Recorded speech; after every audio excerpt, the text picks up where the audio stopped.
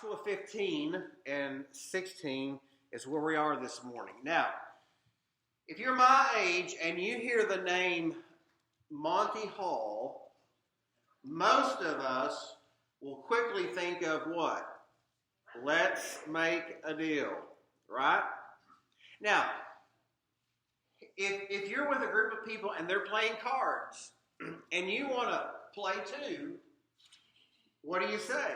You say, deal me in. Deal me in. And when you're confronted with something that you must do or you need to do, but it's going to be difficult and unfavorable, and we see somebody in that situation, we typically say at that point, hey, this is a big deal. This is a big deal. When we find something that's very important to us, and it might not be important to somebody else, we tell them it's a big deal. Now, when we have to confront something that's not going to be easy, it's going to be very difficult, and maybe our friend or maybe a family member has to confront something, and we sense that they're tense about it, and they may even be reluctant about it. We're inclined to tell them at that point, just deal with it. Deal with it. You know, that's great advice from me to you or from you to someone else, but it's not great advice for us. It's hard to deal with, right? But I think many times, we've got to do that. Because if we don't, the problem situation will get worse. More than likely, it will get worse. And so, we need to deal with it.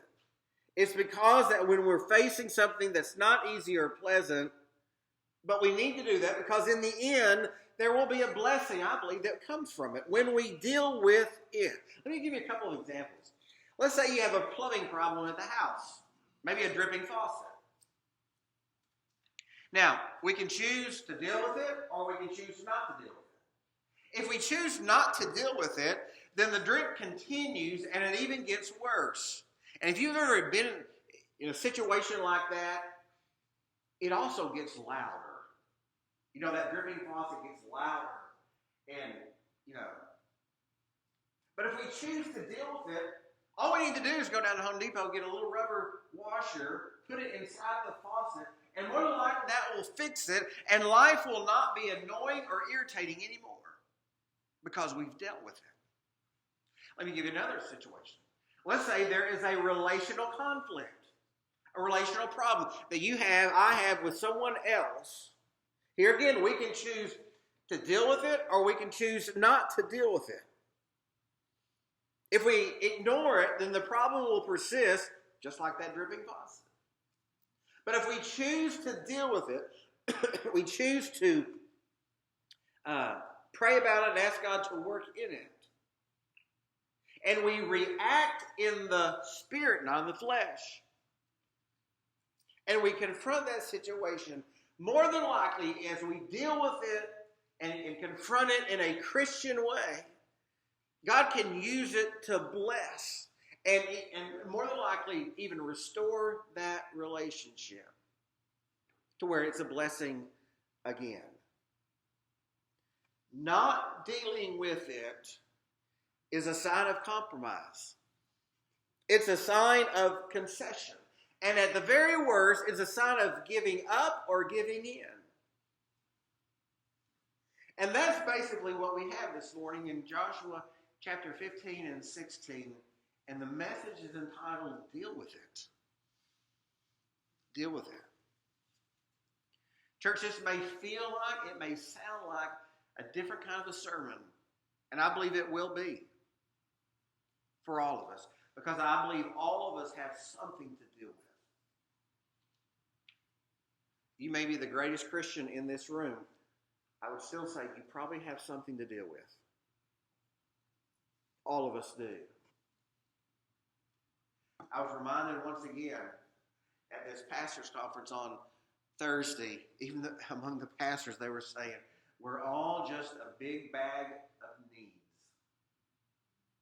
None of us have it all together.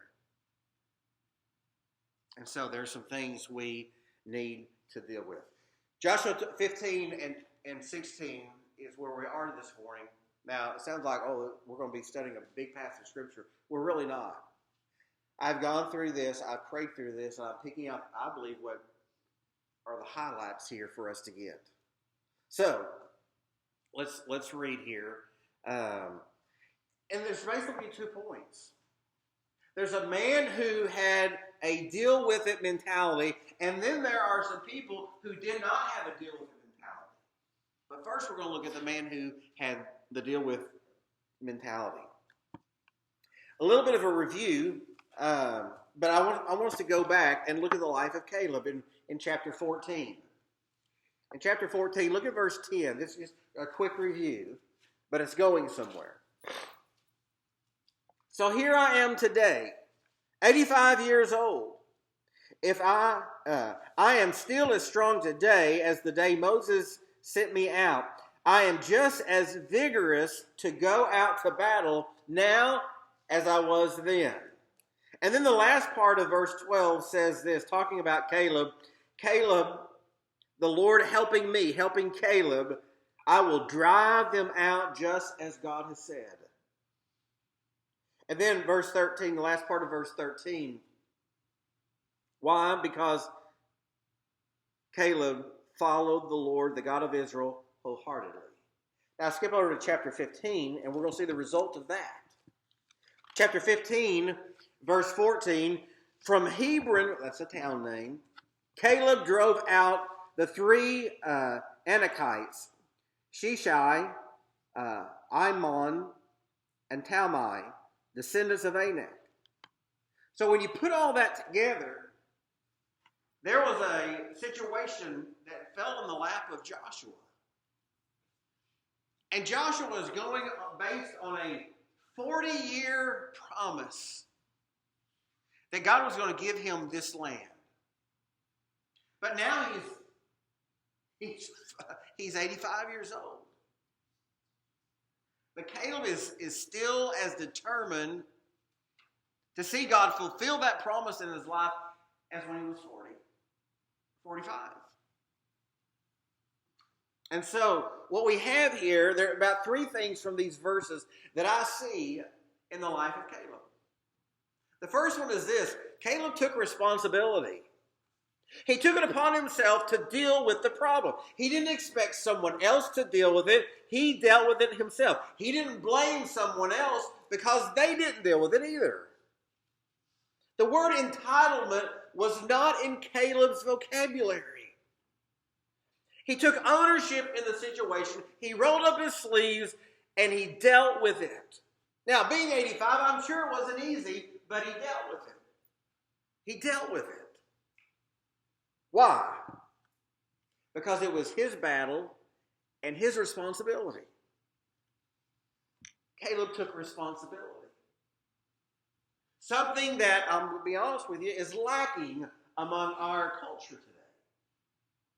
It's easier to blame someone than to take responsibility and ownership. In church, that is happening also in the body of Christ. We're not immune to that. But Caleb here is a prime example of how to do life, and he took responsibility. There's a second thing in verse 12. Caleb knew that victory came from God.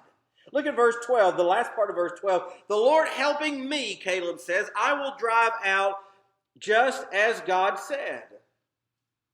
You see, the many years of walking with the Lord didn't make Caleb prideful and arrogant. The battles that he had won, he didn't think, you know what, I have arrived. He didn't think he was super spiritual. Matter of fact, if anything, all the years of walking with the Lord and trusting the Lord humbled him. And that's the way it should be. Caleb didn't think, you know what? He didn't think for a moment that all the victories came at his own hand. He knew they came from the Lord. Now here's the principle I think for us to understand. Years of service to the Lord, years of being a Christian should make us humble, meek, and gentle in spirit, not arrogant and conceited. That is for every one of us.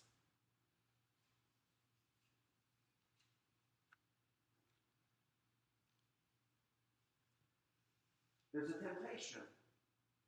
Church, I'm just being honest with you this morning. There's a temptation. The longer that we serve the Lord and walk with the Lord, that word entitlement comes into us. That pride may swell in us. Hey, I've been going to church for umpteen years, and I know how it's done.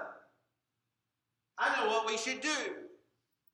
I mean, those kind of thoughts can creep into our own thinking. I had a wonderful 3 years at seminary. But there were two professors. One was, I think, just biblically off on a subject. And then one was very prideful. He was the dean of theology at the time. I took him for the book of Romans. I won't mention his name, but as I sat there, week after week, he was more proud of what he had accomplished and that he was the dean and that he was the theologian on campus. Church, the longer we walk with the Lord, it should humble us, not make us prideful, not make us arrogant. And that's a temptation for all of us. And we better watch it. But here's the third thing. Caleb had an unyielding commitment to God. Look at verse 14. Because Caleb followed the Lord, the God of Israel, wholeheartedly. Now, church, there is a difference between commitment and legalism. I took the time this week to look up the word commitment. I didn't use a Bible dictionary. I used a regular college dictionary. And to my surprise, there were two definitions. Now, the first one, we automatically know what it would be. And it said this: being dedicated to a cause. That's commitment, being dedicated to a cause. We understand that. That's kind of our working definition. But to my surprise, came the second definition. Listen to this. An engagement or obligation that restricts freedom from action. In other words, commitment is not just saying yes, yes, yes. It's also saying no, no, no in some areas. When we make a commitment to something, it's not just saying yes, it's also saying no to it. July 13th, 1985, Kim and I stood together and I made a commitment. The day that I said I do, I signed up for a lot of yeses. Yes, I will do this. Yes, I will do this. Yes, I will do this. But I also signed up for a lot of no's.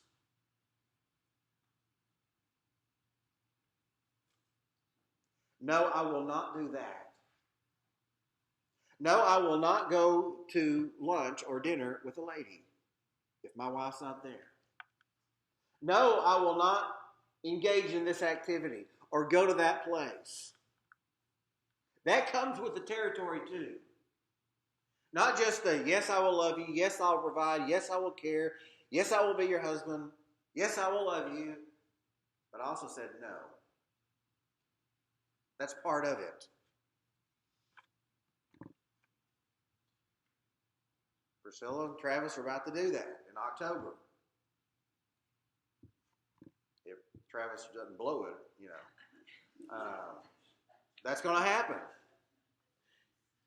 Travis and Priscilla, you got to say yes, but you also have to say no.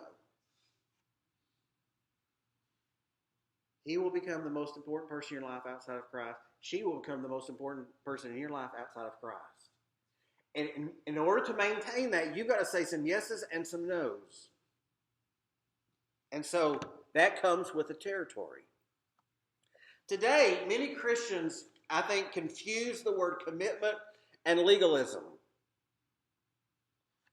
Today, many Christians label as legalism something like a Christian behavior, Christian character, or a trait that we find in Scripture that's mentioned in the Bible, but they don't want to do it, or they don't want to be confronted by it, so they call that legalism. It's not legalism if it's in the Bible. It's called obedience. If God took the time to write something down in His Word, He wants us to abide by it all the time. That's not legalism. That's commitment. That's obedience. We're not committed to the Lord only when we feel like it, or it's convenient, or it's popular, or it's comfortable. If you haven't discovered this, God bless us. He rewards commitment. In Matthew chapter 25, verses 21, and He repeats it in 23, Jesus said, "Well done, good and faithful servant. You have been faithful." This verse alone lets us know that God is blessed and He rewards commitment. Matter of fact, you could take the word faithful out and insert committed, and you still have the same message. You haven't deviated from the intent of the verse. Well done, good and committed servant. You have been committed. You've been faithful. Now, I'm going to list 4 things I want to show you on the screen. 4 things that the world is going through because of a lack of a commitment to God. First thing is this: churches are suffering because of our lack of commitment. Not just this church, all churches. I've told this story before, but it accurately describes the situation. It was about 35 years ago. I was at Gloria, New Mexico, at the Baptist camp there. I'd gone for Music Week. I mean, there were, 3,000 to 4,000 ministers of music from all the country there. I was up and coming. I went with my minister of music. And I sat in a seminar one day. Now, this was like 30, 35 years ago, okay? And if you're not that old, you may not even understand what I'm about to say. But back then, choirs were a big deal. I mean, bigger is better. And that wasn't just a Texas thing. That was everything. But I remember sitting in this as a young minister. And the guy said, the leader of the class said, "The day of the big choir is coming to an end." And I thought, my immediate thought was, this guy's nuts. He doesn't know what he's talking about. And then he said, "You know why? Because of a lack of commitment." I thought he was strange when he said it that day, but it has come to fruition. We can have 6, 8, 10 faithful to a praise team, but to have people faithful and committed to, a large group of people every week for an hour, hour and a half rehearsal, I tend to think now that he was right. But it's not just in the area of a choir. It's in the area of visitation, in the area of prayer, in the area of, take anything almost. Commitment is waning among all of us in some areas of life. I'm talking across the board Christianity, but I'm talking also in the secular world. People just don't want to make a commitment. Have you noticed that people are afraid to sign their names now? Now, I respect the fact that they won't sign it if they're not going to do it, but that is also gripping them by not going ahead and making a right decision and be committed to something. But here's another one. Marriages are dissolving because of a lack of commitment. Families are hurting because of a lack of commitment. And then lastly, our culture is becoming more and more ungodly as Christians become less and less committed to Christ and His Word. And so this is a big problem, a lack of commitment. But Caleb didn't take that stance. He took the stance of, I will deal with it when it comes. Now we're going to make a major shift now. We're going to go to a group of people who didn't have the deal with it mentality. First of all, I want you to turn to Joshua 15, verse 63. It's the last verse of chapter 15.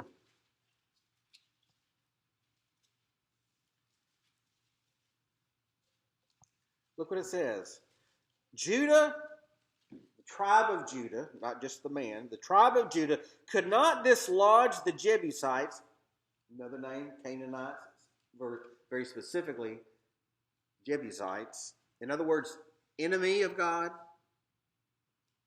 They could not dislodge the Jebusites who were living in Jerusalem. What's the big deal about Jerusalem? It was going to be the hub of Jewish worship.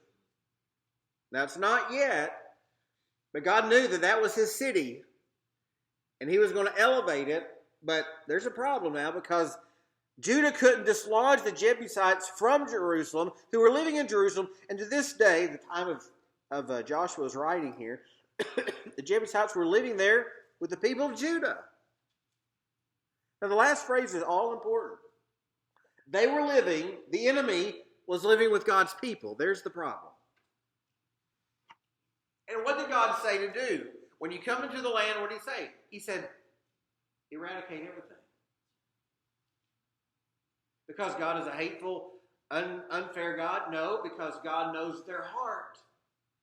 And they were going to stand in the way of salvation. God had to establish his people who were going to follow him. And out of his people would come the Messiah. And you can't have God's people living with the enemy. So God said, they'll never change. God knows that. We don't know that. God only knows that. And that's why he said, you've got to deal with this. And he's also said, I will provide for you. I will give you what you need. I will bring victory if you follow me and trust me. But here, the last verse of chapter 15, Judah couldn't do it. Matter of fact, my New International Version says, Judah could not dislodge the Jebusites. Now, for this, I'm going to go to the Bible Knowledge Commentary because I think it sheds some great light on this. And then I'm going to give you some other verses that I think shed light as well. After all that God had promised about victory, it makes us look at a verse like this and wonder, what in the world is going on? What do you mean they couldn't? It's as if they did not have enough firepower or enough anointment from God. So what in the world is going on? The Bible Knowledge Commentary says this regarding this verse. Was it that the men of Judah could not or that they would not? Was the failure because of a lack of strength or a lack of faith? I hope you follow me here.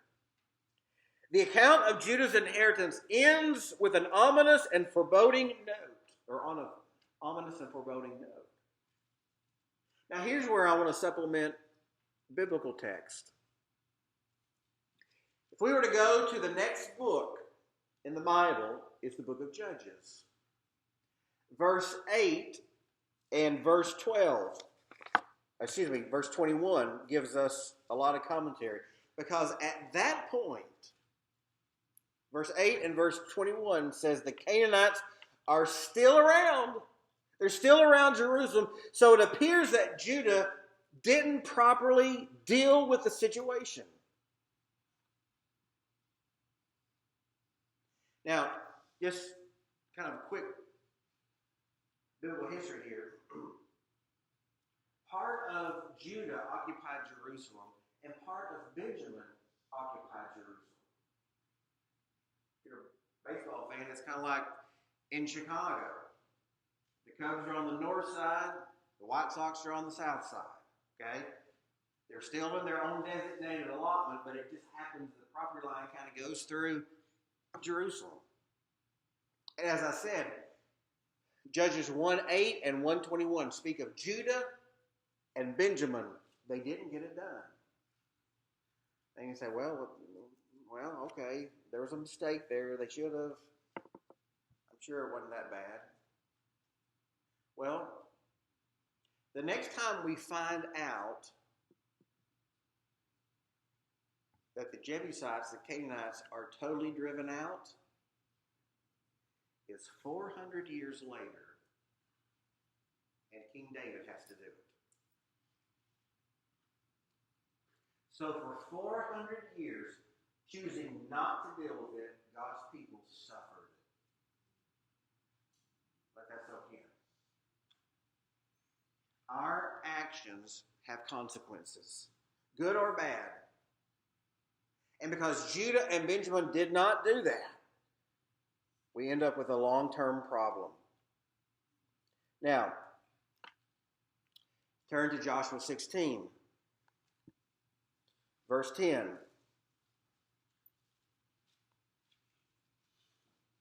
This is talking about Ephraim, the tribe of Ephraim. Verse 10, they did not dislodge the Canaanites living in Gezer. To this day, the Canaanites live among the people of Ephraim, but are required to do forced labor. They didn't deal with it either. Now, skip over to chapter 17, verse 12. I made a mistake on the screen. It should say 17, verse 12, not 16, verse 12. 17, verse 12. Look at this. This is about the tribe of Manasseh. Yet the Manassites were not able to occupy these towns, for the Canaanites were determined to live in the region. Nothing's changed, y'all. The enemy is determined to live on our turf. And most of the time, that turf is right here. Or right here. The world is determined to bring us down spiritually. And so we've got to understand that. We've got to sense that. Now, here's another example.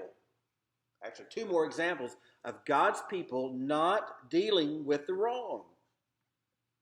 Now, these verses tell us and give us a very accurate historical record of what was going on back in the day.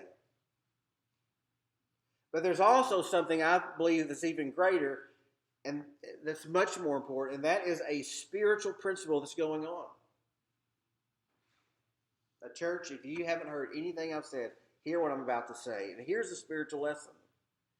It is all too easy for us, a believer, to be tolerant and excuse sin, only to wake up one day and realize that sin has a grip on us and is bringing us down to a spiritual defeat.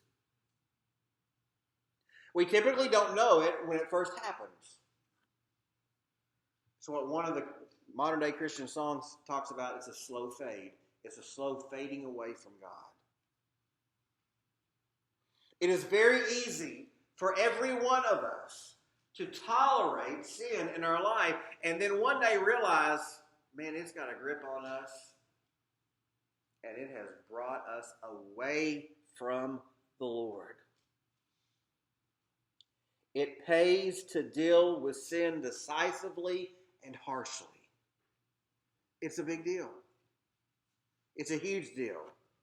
Now, by now you probably have thought about this, or maybe something's going on in your heart and you're thinking, this is not a make me feel good kind of sermon.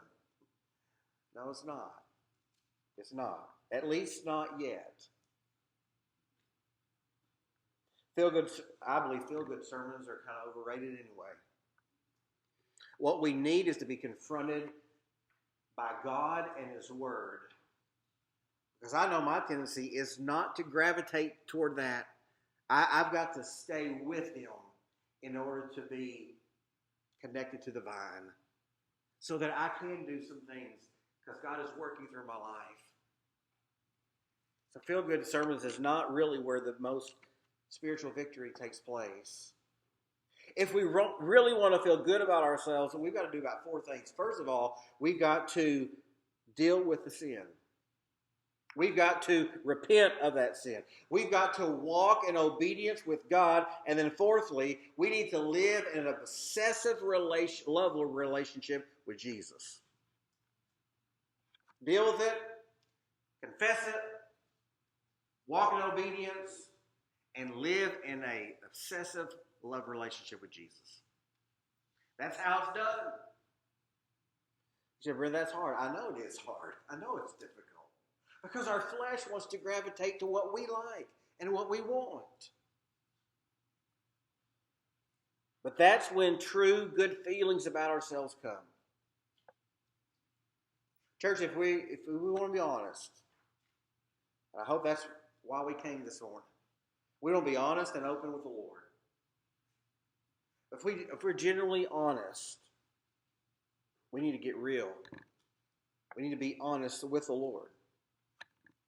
Most of us, if not all of us in this room, have allowed sin to go unchecked in our lives, and we have suffered from it, and other people in our lives have suffered from it because we have let it go unchecked. I know that's the case for me, I admit that, and probably that's the case for you at some point, some area of your life.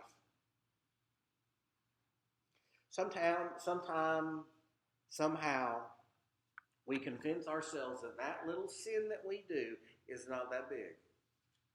It's not that big of a deal. It won't affect us. It won't affect other people. But it does.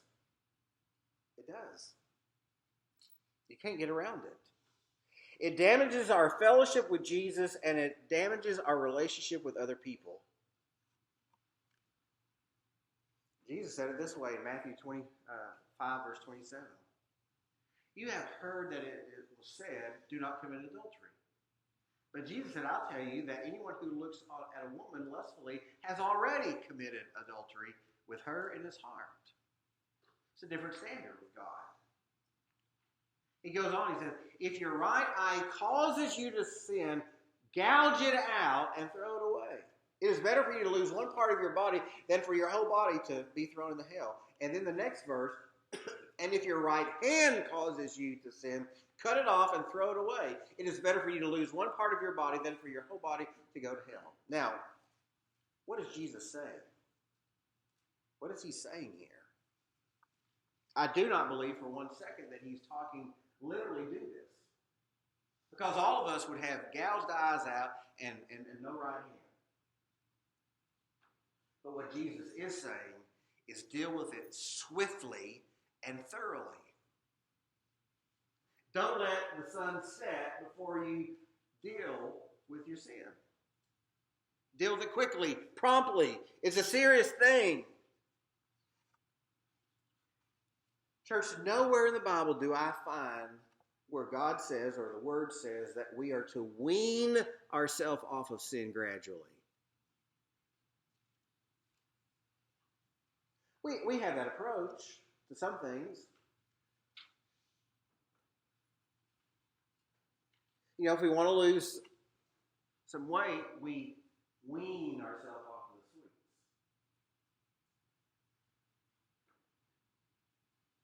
If we have a certain sin habit, we kind of trickle off. Like, okay, I'm watching this show all the time. Now I'm only going to allow myself to watch it every other week. And then once a month. And then finally I'll just gradually not watch it at all. Well, if it's wrong, it needs to be cut off right then.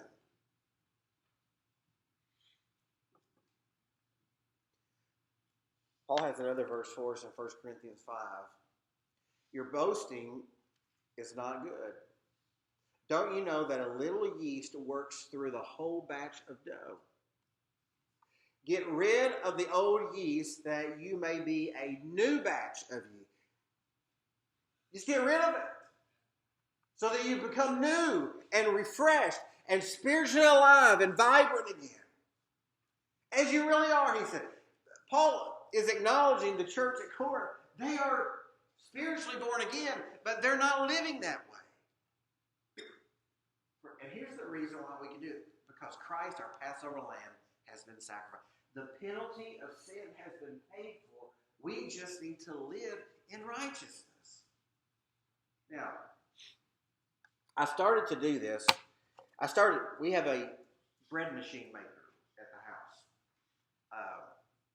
And over the years, that has kind of been my job. I don't think you've ever made bread out of the bread machine. We got it for Christmas, and I think I have so much fun making it that I do. And now, ladies, if you've made it homemade, kneading it and all that kind of stuff, that's not what this is. The bread machine, you put the mix in, and then you put the yeast in. You got to have the exact amount of water, and it's 7/8 of a cup. When was the last time you saw 7/8 of a cup for sale? So it's basically a full cup minus a teaspoon or something. So it's got to be right.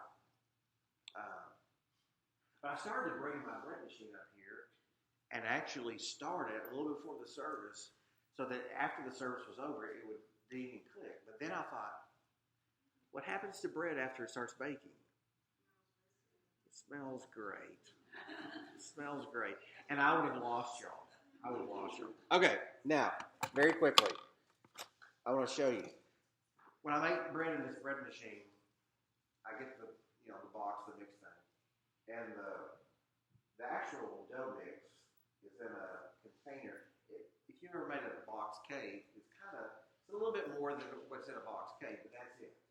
And then there's a packet of yeast this size or smaller.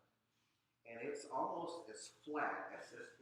There's not much yeast in it at all. And here's what you do. You put your water in, you put your dough in, and then you dig a little bit of hole on top, and you pour a little bit of yeast in it. And then like an hour and a half, 2 hours later, you've got a loaf of bread that's about that big.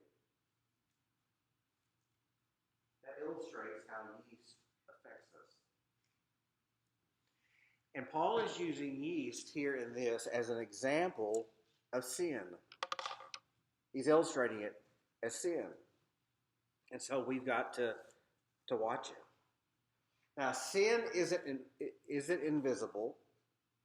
Sin, if you watch NCIS like I do, sin doesn't put on gloves so that the fingerprints are not left behind. You very much see the results of sin. And our sin doesn't take place in a vacuum, and it doesn't affect anybody. Here's what sin does. It stings. It hurts. And ultimately, it disappoints and destroys.